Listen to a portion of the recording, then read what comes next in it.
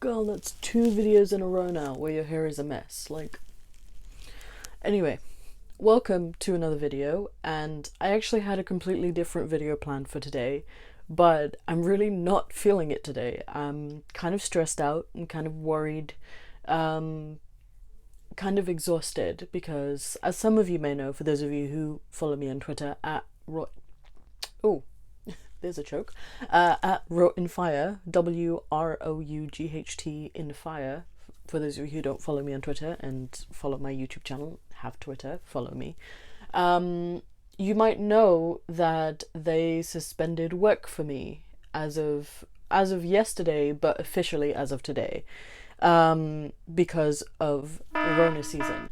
And I really don't know how to feel about it. I go through different phases of feeling super worried and phases of just pure apathy, and that's just very characteristic of me, I feel like. Let me just walk through my day today. So the morning started by me having crazy dreams because of my prescribed antidepressants that are finally starting to kick in, and I don't want to show the front of because got my name and shit on it.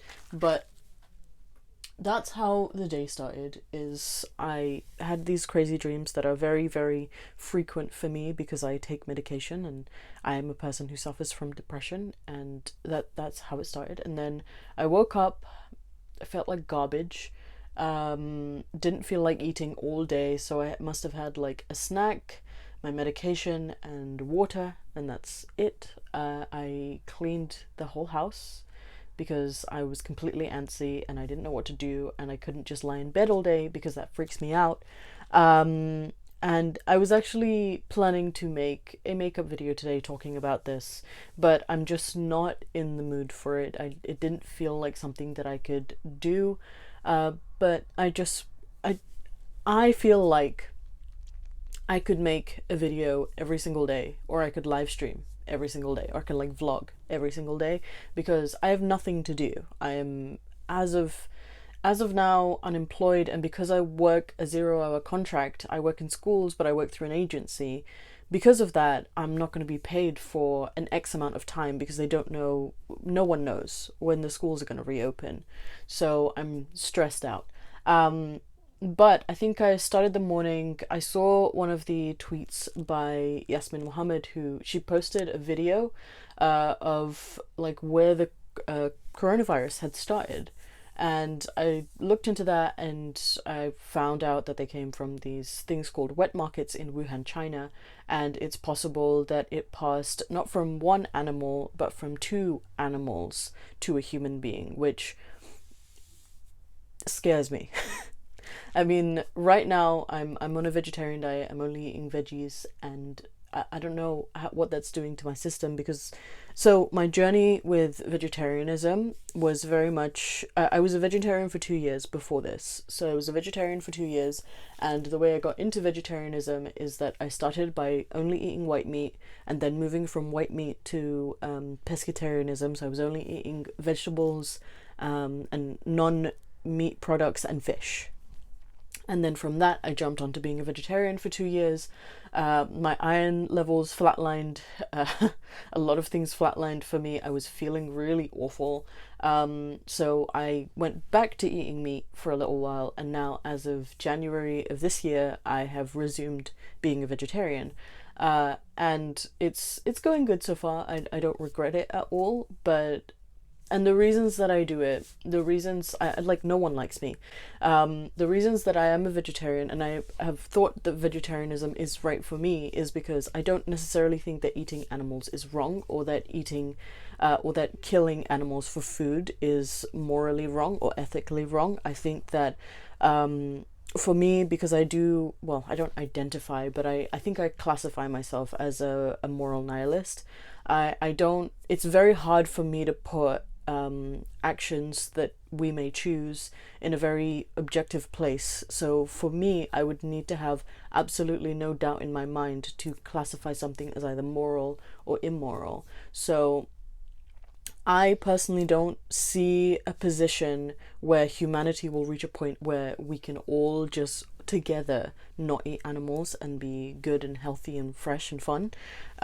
Even this whole problem with the Wuhan wet markets, the reason why wet markets started happening is because of a famine in China from hundreds of years ago. I don't know the exact dates, you can look it up yourself. I think Vox posted a video, I might link that in the description below, but often I don't because I forget to do that. But you can look it up. Vox posted a video about the coronavirus, and it's really interesting. I normally don't like Vox, but in this instance I found their video quite informative. But the reason that these wet markets started is because of starvation in China, and because of the communist government at the time, they started allowing private farms, and smaller farmers would farm things like rats and other animals that, you know, whatever they could do to feed the people, and that's how it started. And then it evolved into this wet market business that now caters for only the elite. It's only the elite that really want to try these exotic kind of animals and meats, like bats and dogs and tigers and all of that stuff. So I mean, even within that story, there's an argument for why, you know, killing animals could not be forever objectively wrong for people to eat. But the reason that I have chosen to be a vegetarian in the past and now is because I don't like the industry. I think that from a very simple kind of living where you hunt animals and you use it for sustenance if you can't find food, I think that that's a very natural way of living, and I think that that's a very natural way of obtaining food. But I don't accept the industry. I don't like factory farming. I don't even really like free range farming, if I'm being completely honest, because for me, I really feel weird about that whole trade. I think the whole industry, it's just weird for me. And then I spent like the rest of the morning looking into wet farms. I looked at more recent videos, which is much more hyped because of the coronavirus and things like that. So more recent videos of people filming the wet markets and presenting them in a certain light. And then even videos from like 4 or 5 years ago where like foodies on YouTube would go to these markets, and not just in China but also Vietnam and other Asian countries, where they would the essential sort of shtick that the wet markets have is that they slaughter the animals on site and they butcher them and you take them, and the whole selling point, I guess, is that it's fresh from the market, like it's not going through several different companies. But there are other problems with having a wet market, is cross-contamination, which is probably where the coronavirus came from, and how a virus could have jumped from not only one animal to a human being, but from one animal to the next to a human being. So it's very likely that, you know, the cross-contamination created that environment for this virus. Personally, if I'm being completely honest, I haven't been taking it very seriously because there isn't someone who's vulnerable that I could pass it on to in my own home, because I live alone with 5 other people who are healthy and have no underlying issues, who are not elderly. So I've been doing the protocol, so I've been washing my hands and, you know, keeping my distance from people, but I personally mentally have not been very worried about it. But I understand why people have been worried about it. But the hysteria around it is very, very irritating and annoying, especially for someone who just likes to relax and just likes to chill. And even in my worst times, I've always been a calm person. I'm pretty sure my superlative in secondary school, and we don't really give superlatives, but the way that a lot of my classmates described me is that if this building is on fire, the only person who's going to be walking to an exit is Faye. Because I've always been chill. I've been in so many crises in my life that it's very hard for me to panic instantly. It really, like, I've had panic attacks, I've had anxiety attacks, but in some of the worst moments of my life, it's always taken me sometimes a few weeks or even a few years for something to really hit me and for me to process things. And I really don't know if it's a plus or a negative. It's striking me now now that it's affecting my money, it's striking me now how serious this problem is. And before, I wasn't really treating it as a problem because I guess I didn't really put myself in the shoes of somebody who had people at home who were elderly or, you know, had underlying issues. And I just, you know, I just didn't think that. And I was just kind of trying to calm down my kids at school, and I was just trying to tell them, you shouldn't worry about it. It's not something that you should worry about. Just wash your hands and keep clean and keep your distance from people. You know, this will get better. But the hysteria has bothered me. Well, the first thing that's bothered me is that I can't see my friends. I haven't seen anyone close to me in about 2 weeks, I don't think. Obviously I've seen my coworkers and I've hung out with them, but anyone who's close to me in terms of like my best friends and people that I see all the time, I haven't been able to see them because they're self-isolating, they don't want to endanger the people in their homes, and that's had a very marked effect on me. Yesterday I spent 4 to 5 hours on the phone to my friend Alicia because I miss her so much, and I was so surprised that there was piping hot tea that I cannot talk about on this channel because it would just be too much.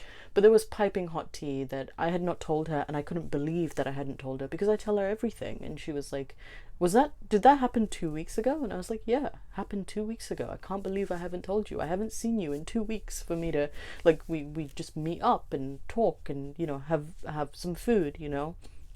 I just haven't done that. And I've already made a pact that if she and her family get the virus, I will be living at their house for 2 weeks. Like, I can't imagine, I can't dream up a better existence than that, is me being in a house with people that I love, and, you know, struggling together and just watching a bunch of apocalypse movies because the world is mad right now. I did not engage in any of the hoarding that went on, must have been a few weeks ago, because I just thought it was ridiculous, and I had food in my house and, you know, I was okay. But on Thursday I thought maybe I should stock up just in case I get the virus and I can't leave my house for 14 days.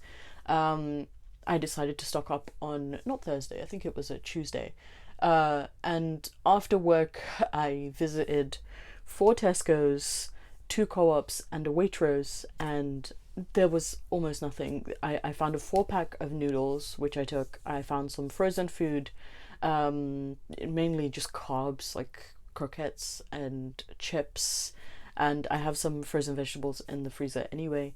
I didn't buy any fresh food because I knew I was not going back to the supermarket for a while, not if all the shelves were going to be empty. But I do kind of regret not buying any alcohol because all of the alcohol was still there. But I don't typically like having alcohol in my house, but seeing as I'm going to be at home for an uncounted number of days, maybe I should have bought some alcohol. It just strikes me as so ridiculous. And for someone who, you know, doesn't really use toilet paper, I still wash myself in the bathroom because that's how we learned to clean ourselves as Muslims. You're nasty, by the way. Toilet paper wasn't a personal problem for me, but there were people at work who were like taking rolls of these like 1-ply toilet papers that they have as school home because they were like, we have been looking for days for toilet paper and we can't find any. And I find that ridiculous. I don't really, like, some people are stocking up as if there's going to be a 20-year apocalypse that they're stocking up for, you know, when, I mean, my friend Alicia can probably tell you that I have said some questionable statements in the past where I've said things like, I really think we need a catastrophe because people are so out of their depth. And as someone who struggled throughout life, like, not just on a spiritual level, but also on a physical level, like, we used to slaughter our own animals in the backyard, like, we lived like savages, I'm not kidding. You know, like, I made my own clothes, my mother made some of my clothes, we cooked our own food, you know. My dad, instead of like just buying chopped up chips, we would like peel them and cut them ourselves. And, you know, we used to go fishing as well. I haven't in a long time, but my dad used to go fishing. You know, things like that. Someone who was taught a lot of things that I feel like a lot of people don't have the skill for, especially in a big city like London. Also, I might add, I didn't know if killing our own animals in the backyard was a legal thing, but I was a child, so calm down. I constantly saw the level of entitlement around me, especially because I work in a school and I see how, you know, kids struggle, and I understand it. I understand the level of struggle, but sometimes it's like, you're complaining about a load of nothing. Like, the school that I went to was not kitted out. I really had to struggle with my education as well, and I'm not, as you can probably tell, I'm not particularly gifted in the education department. Like, I'm not the brightest bulb in the ceiling. But, you know, I had to struggle through that, and I had to make sure I got the grades that I wanted, and I more or less did it. I got very middling to good grades, except for in one subject which I don't really care about, so it doesn't really matter. But, you know, my life was a constant struggle, and sometimes when I saw the entitlement of some people, I used to just say in pure anger, and meaning no malicious at all, but just anger, I used to say to my friend Alicia, we need a catastrophe. People need to learn to prioritize the things that really mean something to them. And as someone who has left their home so many times and had to pick out their essentials and leave behind the things that mean things to me but were not essential many, many times, I feel like I have a right to say that. I'm sorry, but I feel like I have a right to say that. Like, the amount of times that, and I think the last time, which is the time where I moved here, the last time where I left home and I took my essentials and essentially just put everything else into a big black bin bag.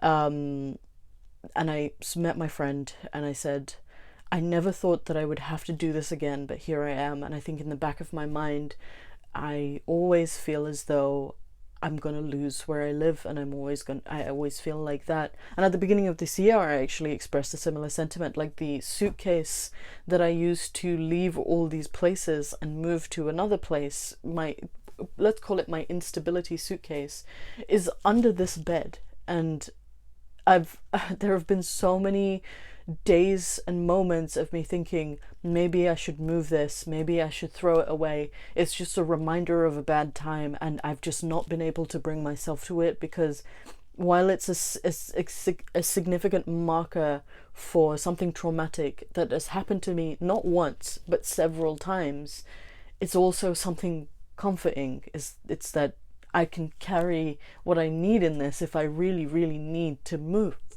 And, like, I'm getting that fear now because I don't know if I'm going to be able to pay rent for the next few months. And my rent isn't, like, significantly high, and that's even worse. Like, if it was significantly high, maybe I'd feel like, oh, that was never achievable in the beginning, but this is achievable, and I feel like I'm not going to be able to achieve it. And it's scaring me. It's really, really scaring me. I don't want to cry in this video. I don't want to cry. I should not have brought up my instability suitcase. But then the rest of the day, I featured in a video by that X-Cult baby put up, and I missed the premiere, and I feel really bad about it. I'm so sorry I missed your premiere. I was meant to be there for the premiere, but I missed it, and I'm so sorry. But she did an amazing job. Andy Fellows was in that video. 2 other apostates were in that video. Please do check that out. Please do subscribe to her channel as well. She's amazing. We've made a couple of videos in the past, and it's been a wonderful experience each time. And yeah, that's been my day, and I'm worried, and I'm scared, and I'm having moments. Like, something else is that my appointments for topping up on my medication were cancelled completely because my GP can't risk having someone go in there and, you know, infect everybody and endanger people, you know. So they've not closed it, but they're only taking phone call appointments, and they're cancelling everything. And I don't know if I should just wean myself off of these, because I feel like they've only just started to kick in. So I can probably get away with weaning myself off them pretty easily with the amount that I have left. Or if I should continue taking them and see what happens, I don't know. I think that I might risk a trip out this weekend just to get some hair dye so that I can, you know, change up my look a little bit now that I'm not going back to work for indefinitely. Like, I don't know when I'm going back. I feel like I can risk dyeing my hair and just making myself feel a bit happier. So we'll see what happens. But I wanted to make this video because I wanted to put something out, but I didn't know what to put out, because I'm going through mood swings of, like, internally freaking out and then being apathetic and then freaking out and then apathetic, and I just felt like I need to put that in a video. I need to put something out today, because if I don't, I will lose my mind. I don't know if this is comforting, if people are feeling the same way, but please do leave a comment, express how you're feeling. This is day 1 in self-isolating. I don't have the disease, but I've been told to stay at home, so I'm staying at home, trying to be good citizen and do my part for this thing and try and take it seriously. I watched a lot of content about live animal killings this morning, which, you know, is not something unfamiliar to me, but it's not my favorite thing in the world. Like, I watched a lot of content, like we're talking about hours of content, because I wanted to get like a good perspective on this. And the mounting racism towards Chinese people is really, really not great, and I don't like that. Because it's just shit, you know, like I hate it. I'm a very open person by nature, and the idea that people are just going off on Chinese people because of something that is essentially a domino effect, like it started from a place of we need to do something so that we can survive, like we need to start eating these animals that we typically wouldn't eat.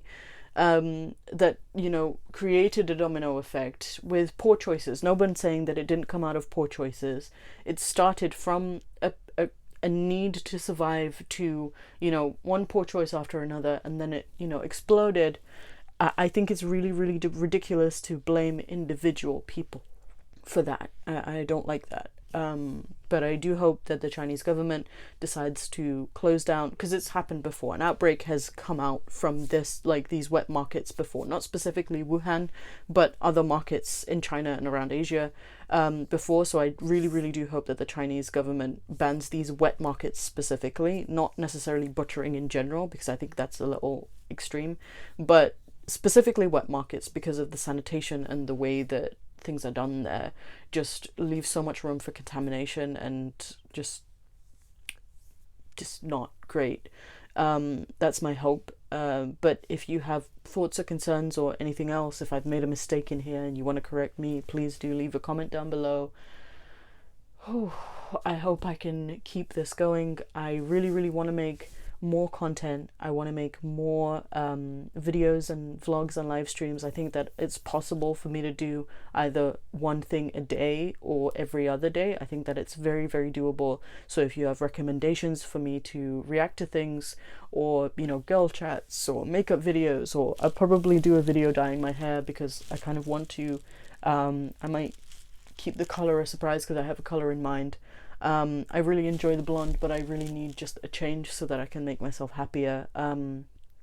If you have recommendations for types of videos that you want, I had a history-based video that I had planned, and, you know, I made an entire setup over there. Like, I have some whiteboards set up, I have like markers and like fun stuff, and oh, this is a downer. Like, I hate it. I hate being inside. I'm not the kind of person that can be inside all the time feeling isolation, despite all the claims of fucking Asadullah Ali all the time, just up my ass and up other people's ass, saying that Muslim women haven't been isolated. Like, I suffered through isolation for over 20 years, okay? Like, this is a very familiar and unsettling place to be in, and I don't like it. If you would like to support me in any monetary way, I mean, I don't know what my conditions are. If my landlord, who is, I might add, a wonderful human being, and, you know, I really fear for him, because he's the only person that I really have to be concerned about, because he's quite old. I don't know if he's going to suspend my rent, or if, you know, I'm just going to have to try and make do. Someone offered to buy my nudes yesterday and it was a very tempting offer for me, but I'm gonna try and stave myself off of that for as long as I can. But if you would like to support me in a monetary way, if you have the money to give, I know everyone is struggling right now, so it's kind of unfair for me to be like, give me money, but I would not be asking if I wasn't genuinely concerned. If you have the money to give, I have a PayPal, I have a Patreon, I have merch, so you can get like a cool t-shirt out of the deal. You know, whatever, if you have it. I really don't want to take money away from people who need the money right now, or even, you know, you just don't want to give me money, that's fine as well. But I'm worried, and that's my deal. And I'm gonna do my best to put out content for you guys and the things that you guys want to see, and anything that you want, any kind of videos that you want me to do and want me to try. I don't really have an unlimited amount of resources, so there's a limit to what I can do, but anything that I can do, I will try. So please do leave your suggestions and give me any ideas that you have. I have a couple of ideas in my brain, some fun ones, some chill ones, some extreme ones, but let me know, and I will see you maybe tomorrow for another video, maybe, or a live stream. We'll definitely have a live stream on Sunday regardless. So yeah, I will see you soon. Goodbye.